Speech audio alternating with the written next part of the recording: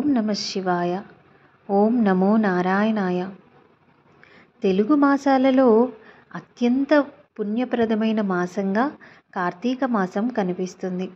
దీనిని కౌముది మాసం, వెన్నెల మాసం అని కూడా పిలుస్తారు. ఈ మాసంలో ప్రతిరోజు ఒక ప్రత్యేకతను, ప్రతిరోజు ఒక విశిష్టతను సంతరించుకొని కనిపిస్తుంది.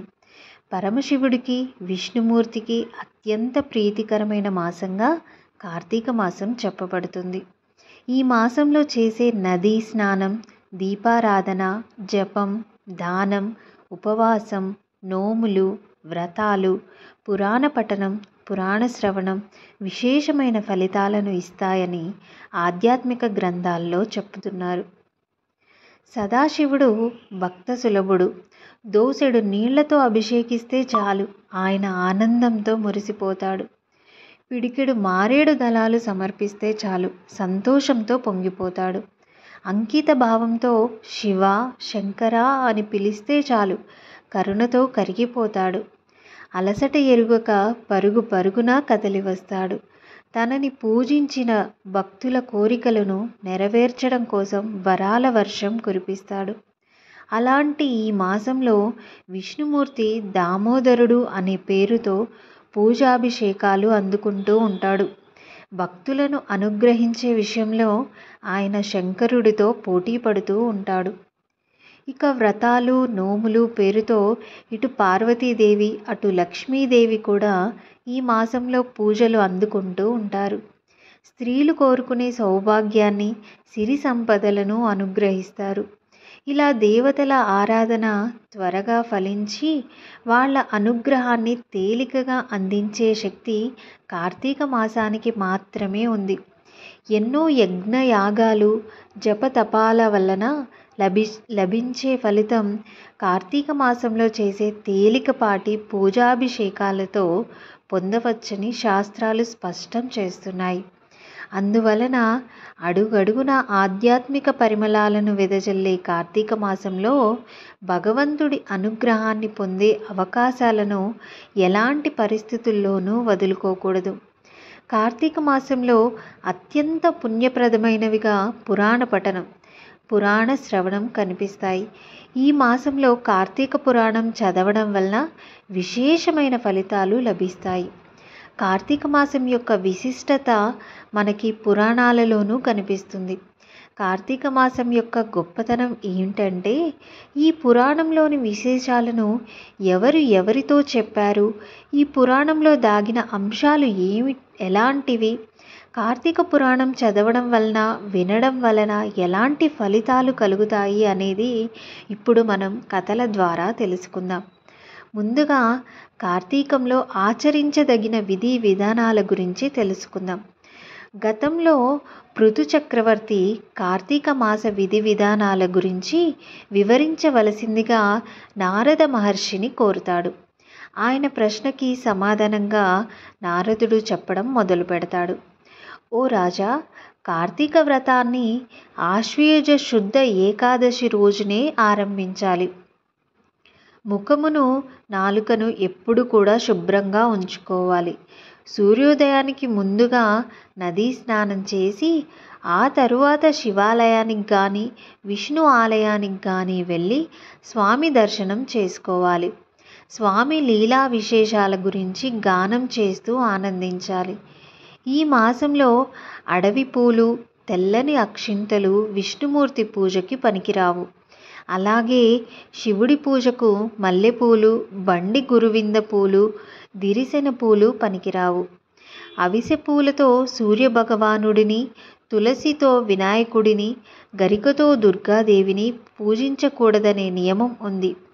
ఈ మాసంలో శివకేశవ భేదం లేకుండా ఎవరైతే ఇద్దరినీ ఒకటిగా భావిస్తూ పూజిస్తారో వాళ్ళకి ఉత్తమ గతులు కలుగుతాయి. కార్తీకంలో బావులలో, చెరువులలో చేసే స్నానం కంటే నదీ సంగమ స్నానం చేయడం వలన 10 రెట్లు ఎక్కువ ఫలితం లభిస్తుంది. ఈ మాసంలో పితృతర్పణాలు వదలడం వలన అందులో ఎన్ని నువ్వులు ఉంటాయో అన్ని సంవత్సరాల పాటు వాళ్ళు స్వర్గంలో ఉంటారు. తులసి పూజ, బ్రాహ్మణులకు చేసే దానం, పురాణ పఠనం ఇవన్నీ కూడా అనేక పుణ్యఫలాలను అందిస్తాయి అని నారదుడు పృథు చక్రవర్తితో చెబుతాడు. ఇంకా నారద మహర్షి కార్తీక వ్రతం విషయంలో ఆచరించవలసిన నియమాల గురించి పృథు చక్రవర్తితో ఈ విధంగా చెబుతాడు. కార్తీక వ్రతాన్ని ఆచరించేవారు శాకాహారంను మాత్రమే తీసుకోవాలి. ఏ విషయంలోనైనా ఎవరిని కూడా నిందించకూడదు. విష్ణు వ్రతం చేసేవారు గుమ్మడికాయ, పుచ్చకాయ, వంకాయ వంటి వాటిని తినకూడదు. ఉసిరికాయను అసలే తినకూడదు. ఆకులలోనే భోజనం చేయాలి. బ్రహ్మచర్యాన్ని పాటిస్తూ నేలపైనే నిద్రించాలి. కార్తీక వ్రతాన్ని ఆచరించేవారు దరిదాపులలో కూడా యమభటులు రాలేరు. ఈ వ్రతాన్ని ఆచరించిన వారు వైకుంఠానికి చేరుకుంటారు. యజ్ఞ యాగాలకు మించిన ఫలితాన్ని కార్తీక వ్రతం ఇస్తుందని అంటారు. కార్తీక వ్రతాన్ని ఆచరించే వారి కనుచూపు మేరలో కూడా భూత ప్రేతాలు సంచరించలేవు. ఎన్నో తీర్థయాత్రలు చేస్తే కలిగే ఫలితం కార్తీక వ్రతం చేయడం వలన కలుగుతుంది. కార్తీక శుద్ధ చతుర్దశి రోజున ఉద్యాపన చేయాలి. లక్ష్మీ సమేతుడైన విష్ణుమూర్తిని పూజించాలి. లక్ష్మీనారాయణులకు ప్రీతికరమైన నైవేద్యాలను సమర్పించి ఆ మరుసటి రోజున బ్రాహ్మణ సమారాధన చేసి దక్షిణ తాంబూలాలను ఇవ్వాలి. ఈ విధంగా చేయడం వలన 7 జన్మలుగా వెంటాడుతున్న పాపాలు నశిస్తాయి, వైకుంఠ ప్రాప్తి కలుగుతుంది అని పృథు చక్రవర్తికి నారద మహర్షి వివరిస్తాడు.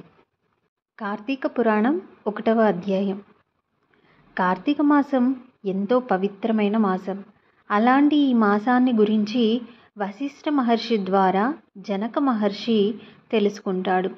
జనక మహారాజు కోరిక మేరకు వశిష్ఠ మహర్షి చెబుతూ ఉన్నట్టుగా కార్తీక పురాణం కొనసాగుతుంది. లోక కళ్యాణం కోసం వశిష్ఠ మహర్షి ఒక యాగాన్ని తలపెడతాడు. అందుకు అవసరమైన యాగ ద్రవ్యాల కోసం ఆయన జనక మహారాజు దగ్గరికి వెళ్తాడు. ఆయన సాదరంగా ఆహ్వానించి జనక మహారాజు విషయమేమిటని ఎంతో వినయంగా అడుగుతాడు. తాను వచ్చిన పనిని గురించి వశిష్ఠ మహర్షి ఆయనకు వివరంగా చెబుతాడు. వశిష్ఠ మహర్షి కోరినవి ఏర్పాటు చేయడానికి జనక మహారాజు ఆనందంగా అంగీకరిస్తాడు.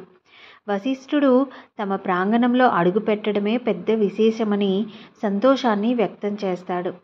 ఒక విషయంలో తనకి గల సందేహాలను తొలగించవలసిందిగా మనవి చేస్తాడు. అందుకు వశిష్ఠ మహర్షి అంగీకరించడంతో కార్తీక మాసం యొక్క విశిష్టతను ఏమిటని అడుగుతాడు. మాసాలలో కార్తీక మాసం ఎందువలన ప్రత్యేకమైందనే విషయాన్ని తెలుపవలసిందిగా కోరుతాడు. మిగతా మాసాల కంటే కార్తీక మాసం ఎలా గొప్పదనే విషయాన్ని వివరించమని అడుగుతాడు. వశిష్ఠుడు తన యాగానికి అవసరమైన ద్రవ్యాలను సమకూర్చుతానని చెప్పిన జనక మహారాజుకు ఆశీస్సులు అందజేస్తాడు. కార్తీక మాసం యొక్క విశిష్టత గురించి తెలుసుకోవడానికి జనక మహర్షి ఆసక్తిని చూపడం, ఆతృతను కనబరచడం వశిష్ఠుడికి ఆనందాన్ని కలిగిస్తుంది. కార్తీక మాసం యొక్క గొప్పతనాన్ని తెలుసుకోవడానికి ప్రయత్నించడంతోనే సగం పాపాలు నశిస్తాయని, పాపాల నుంచి బయటపడి పుణ్య మార్గంలో ప్రయాణించాలనుకునే వారికి ఇలాంటి ఆలోచన కలుగుతుందనే అభిప్రాయాన్ని వ్యక్తం చేస్తాడు. కార్తీక మాసం శివకేశవులిద్దరికీ ఎంతో ప్రీతికరమైంది.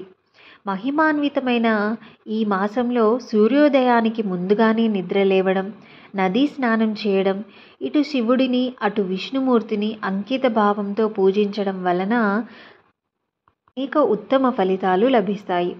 ఉపవాస దీక్షను చేపట్టి కార్తీక వ్రతాన్ని ఆచరించడం వలన అనేక ఫలితాలను అందిస్తుంది. కార్తీక మాసంలో ప్రతి సోమవారం ఎంతో విశిష్టమైంది. సోమవార వ్రతం ఎంతో శక్తివంతమైనదిగా కార్తీక సోమవారం రోజున ఉపవాస దీక్షను చేపట్టి శివారాధన చేయడం వలన విశేషమైన ఫలితం లభిస్తుంది అంటూ అందుకు ఉదాహరణగా వశిష్ఠుడు ఒక కథను చెప్పడం మొదలు పెడతాడు. 2వ అధ్యాయం. పూర్వం ఒక రాజ్యంలోని ఒక గ్రామంలో ఒక పేద బ్రాహ్మణుడు ఉండేవాడు. ఆయన ఒక్కగానొక్క కూతురు పేరే నిష్ఠుర. ఊళ్ళో పూజాది కార్యక్రమాలను జరిపించడం వలన వచ్చే డబ్బుతో ఆ బ్రాహ్మణుడు ఆ అమ్మాయిని అల్లారు ముద్దుగా పెంచుతాడు. యవ్వనంలోకి అడుగుపెట్టిన నిష్ఠుర ఓ అందమైన సౌందర్య శిల్పంలా తయారవుతుంది. ఆమె అందచందాలను గురించి చుట్టుపక్కల గ్రామాల వారు సైతం చెప్పుకునేవారు. ఆమె ఎంత అందమైనదో అంత కఠినమైనది. ఇతరుల పట్ల ఆమె చాలా కటువుగా వ్యవహరిస్తూ ఉండేది. అందువలన ఊళ్ళో వాళ్ళంతా ఆమెను కర్కశ అని చెప్పుకుంటూ ఉండేవారు. ఆమె అందానికి దాసులైన వారు ఆ ఇంటి చుట్టూ తిరుగుతూ ఉండేవారు. ఇతరులను ఆకర్షించే అందం తన సొంతం అన్నట్టుగా ఆమె ప్రవర్తిస్తూ ఉండేది. ఆమె స్వభావం మంచిది కాకపోవడంతో పరపురుషులతో పరిచయాలు పెరుగుతుండేవి. తన కూతురు గురించి నలుగురు 4 రకాలుగా మాట్లాడుతూ ఉండటంతో ఆ బ్రాహ్మణుడు ఆమెకి ఒక మంచి సంబంధం చూసి పెళ్లి చేస్తాడు. అలా మిత్రవర్మ అనే యువకుడితో కర్కశ పెళ్లి అవుతుంది. మిత్రవర్మ మంచి ఆరోగ్యవంతుడు, అందగాడు. అంతేకాదు గుణవంతుడు, శాంత స్వభావుడు. అందువలన కర్కశ దారిలో పడుతుంది అని తండ్రి భావిస్తాడు. మిత్రవర్మ తల్లిదండ్రులు కూడా కర్కశను కూతురుగానే భావించి ప్రేమతో చూసుకుంటూ ఉంటారు. అయితే తన చుట్టూ ఉన్న వాళ్ళంతా మంచివారే అయినప్పటికీ ఆమె స్వభావంలో మార్పేమీ రాదు. గతంలో పరపురుషులతో తనకి గల సంబంధాన్ని ఆమె కొనసాగిస్తూనే ఉంటుంది. ఈ విషయంలో అత్తమామలుగా భర్త కానీ ఆమెను ఏం నియంత్రించలేకపోతారు. ఊళ్ళో తన తండ్రికి గల పేరు ప్రతిష్టలను గురించి కానీ అత్తగారి కుటుంబం గౌరవం గురించి కానీ ఆమె ఎంత మాత్రం ఆలోచన చేయలేదు. తన మనసుకు తోచినట్టుగా ఆమె నడుచుకుంటూ ఉంటుంది. ఊళ్ళో తమ కుటుంబానికి గల పరువు కారణంగా మిత్రవర్మ చాలా సహిస్తూ వచ్చేవాడు. సహనం నశించినప్పుడు మాత్రం ఆమెను మందలిస్తూ ఉండేవాడు. కొడుకు కోడలు విషయంలో తలదూరిస్తే గొడవ మరింత పెద్దదవుతుందని అత్తమామలు భరిస్తూ ఉండేవారు. ఇది కర్కశ మరింత అలుసుగా తీసుకుంది. కర్కశ ధోరణి శృతి మించుతూ వెళ్తోంది. అప్పటికే మిత్రవర్మ గౌరవ మర్యాదలు మట్టిలో కలిసిపోయాయి. ఆయన నిస్సహాయుడిగా చూస్తుండిపోతాడు. అయినా తనను తమకి అడ్డుగా ఉన్నాడనే విషయం పట్ల పరపురుషులు తరచూ అసహనాన్ని వ్యక్తం చేస్తూ ఉండేవారు.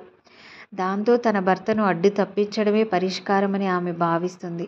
ఒకరోజు రాత్రి తన భర్త గాఢ నిద్రలో ఉండగా ఆమె అతన్ని హతమారుస్తుంది.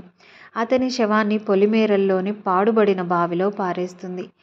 ఏమీ ఎరగనట్టుగా అక్కడి నుంచి తిరిగి వచ్చేస్తుంది. మిత్రవర్మ తల్లిదండ్రులు జరిగింది గ్రహించి చాలా బాధపడతాడు. కర్కశకు పరపురుషుల అండదండలు ఎక్కువగా ఉండడం వలన ఆమెను ఏమీ అనలేని పరిస్థితి. అందువల్ల తమ కొడుకు లేని చోటున తాము ఉండకూడదని భావించి కర్కశ కంటపడకుండా ఆ ఊరు నుంచి వెళ్ళిపోతారు. ఇంతకాలంగా తనని అదుపులో పెట్టడానికి ప్రయత్నించిన భర్త లేడు, అత్తమామలు లేరు. అందువల్ల తాను ఏం చేసినా అడిగేవారు లేరని ఆమె భావిస్తుంది. అప్పటి నుంచి ఇంకా మరింత స్వేచ్ఛగా ప్రవర్తించడం మొదలు పెడుతుంది. కర్కశ వైఖరి గురించి ఊళ్ళో వాళ్ళు కొంతమంది చాటుగా గుసగుసలాడితే మరికొందరు ముఖానే అనడం మొదలుపెట్టారు. అయితే తనకి కల అండదండలతో అందరినీ భయపెడుతూ ఆమె బతికేస్తూ ఉండేది. ఆమె కారణంగా మిగతా స్త్రీలకు కూడా రక్షణ లేకుండా పోతుంది. అలా కర్కశ అడ్డు అదుపు లేని జీవితాన్ని గడుపుతూ వస్తుంది. వయసు ఇంద్రధనుసు లాంటిది, చూసుకొని మురిసిపోయేలోగా మాయమవుతుంది. అలా కర్కశకి వయసు మీద పడింది. వయసులో ఉండగా చేసిన పనులు కారణంగా అనారోగ్యాలు ఆమె చుట్టుముడుతుంటాయి. కర్కశ దేహ సౌందర్యం చూసి మాత్రమే ఆమె వెంటపడిన వాళ్ళంతా ఇప్పుడు తాము కనిపిస్తే ఏం సాయం అడుగుతుందో అని తప్పించుకొని తిరగడం మొదలు పెడతారు. ఆమె ప్రవర్తన మంచిది కాదనే విషయం అందరికీ తెలిసిన కారణంగా ఎవరూ ఆమెను పలకరించేవారు కూడా కాదు. ఆదరించేవారు లేక, ఆపదలో పిలిస్తే పలికేవారు లేక కర్కశ ఆ ఊళ్ళో ఒంటరిదైపోతుంది. తన శరీరం సహకరించక, తనకి ఎవరూ సహకరించక నానా ఇబ్బందులు పడుతూ రోజులు గడుపుతూ వస్తుంది. చివరకు పలకరించేవారు కూడా లేని పరిస్థితుల్లో చివరి శ్వాసను విడుస్తుంది. యవ్వన గర్వంతో అందగత్తెననే అహంభావంతో మిడిసిపడిన కర్కశ చనిపోయిన తర్వాత నేరుగా నరకానికి వెళ్తుంది. భూలోకంలో విచ్చలవిడిగా వ్యవహరిస్తూ అనేక పాపాలు చేసినందుకు, భర్తను హత్య చేసినందుకు, అత్తామామలను కష్టపెట్టినందుకు, ధర్మాచరణను పాటించినందుకు యమధర్మరాజు ఆమెకు అనేక రకాల శిక్షలను విధిస్తాడు. ఆ శిక్షలను కర్కశ అతి కష్టం మీద భరిస్తూ వెళ్తుంది. చేసుకున్న వారికి చేసుకున్నంత అని ఎందుకంటారనేది ఆమెకు అర్థమవుతుంది. అలా నరకంలో కొన్ని రకాల శిక్షలను అనుభవించిన కర్కశ ఆ పాపాలకు ఫలితంగా భూలోకంలోని ఒక ఊళ్ళో కుక్కగా పుడుతుంది. వీధి కుక్కగా తిరుగుతూ ఒక బ్రాహ్మణుడి ఇంటి సమీపంలో ఒక చెట్టు క్రింద పడుకునేది. ఏ రోజుకు ఆ రోజు ఎక్కడైనా ఏదైనా దొరికితే తినడం అంటే లేదు. ఏమీ దొరకని రోజున నీరసించి వచ్చి చెట్టు కింద పడుకునేది. అలా ఒక రోజున ఆ కుక్క చెట్టు నీడలో పడుకొని ఉండగా అక్కడికి సమీపంలోని ఇంట్లో ఒక బ్రాహ్మణుడు కొంత ఆహారం తీసుకువచ్చి దాని ముందు ఉంచుతాడు. ఆ బ్రాహ్మణుడు తెచ్చిన ఆహారాన్ని కుక్క గబగబా తినేస్తూ ఉంటుంది. ఆ బ్రాహ్మణుడు అక్కడి నుంచి వెనుదిరిగి ఇంటికి వెళుతూ ఉండగా కుక్క ఏడుపు వినిపిస్తుంది. ఆ కుక్క ఒక మనిషి మాదిరిగా రోదిస్తూ ఉండడం ఆయనకి విచిత్రంగా అనిపిస్తుంది. తన కళ్ళను తానే నమ్మలేకపోతూ కుక్క దగ్గరికి వెళ్తాడు. ఓ బ్రాహ్మణుడా, నాకు ఈ కుక్క జన్మ నుంచి విముక్తిని ప్రసాదించు.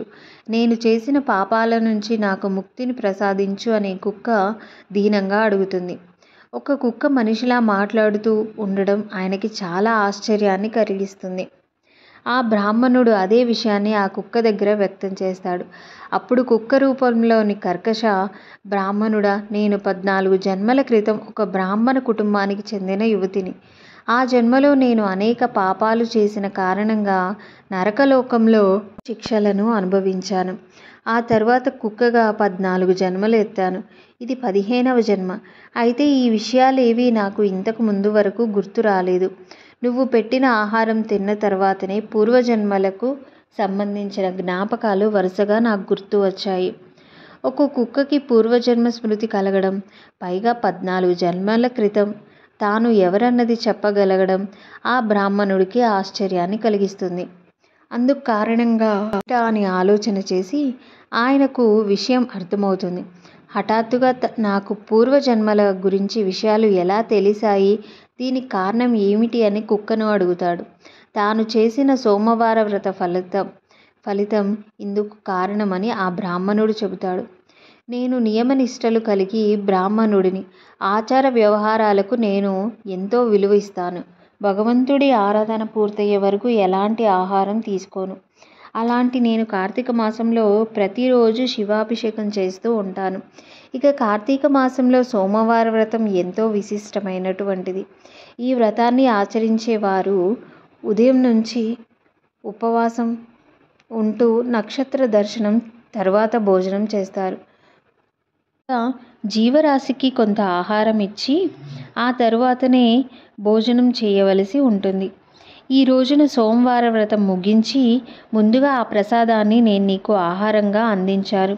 ఆ వ్రతానికి గల మహిమ కారణంగానే నీకు పూర్వజన్మ స్మృతి కలిగింది, మాట్లాడే శక్తి వచ్చింది అని చెబుతాడు. అప్పుడు ఆ కుక్క, ఓ బ్రాహ్మణుడా, నువ్వు చేసిన మేలు నేనెప్పటికీ మర్చిపోలేను. అయితే ఇప్పటి వరకు నేను పడిన బాధలు వేరు. పూర్వజన్మల స్మృతి కారణంగా ఇక ముందు మరింతగా బాధపడవలసి ఉంటుంది. అందువల్ల నాకు ఈ కుక్క జన్మ నుంచి ప్రసాదించు అని ప్రాధేయపడుతుంది. ఆ బ్రాహ్మణుడు అంతవరకు అనేక సోమవార వ్రతాలను ఆచరిస్తూ వచ్చాడు. అందువల్ల ఆ కుక్క బాధను చూడలేక ఒక సోమవారం వ్రతం యొక్క ఫలితాన్ని ఆ కుక్కకు ధారపోస్తాడు. దాంతో ఆ కుక్క ఆ జన్మ నుంచి విముక్తిని పొంది దివ్య శరీరాన్ని ధరించి శివలోకానికి చేరుకుంటుంది. ఈ కథ జనక మహారాజుకు వశిష్ఠ మహర్షి చెబుతాడు.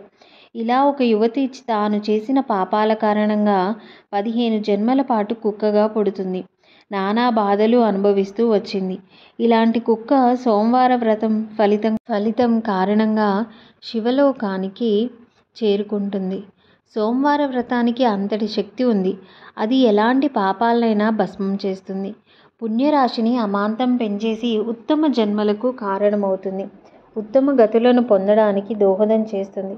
కాబట్టి అలాంటి కార్తీక సోమవార వ్రతం చేయడం మర్చిపోకూడదు అని సెలవిస్తాడు.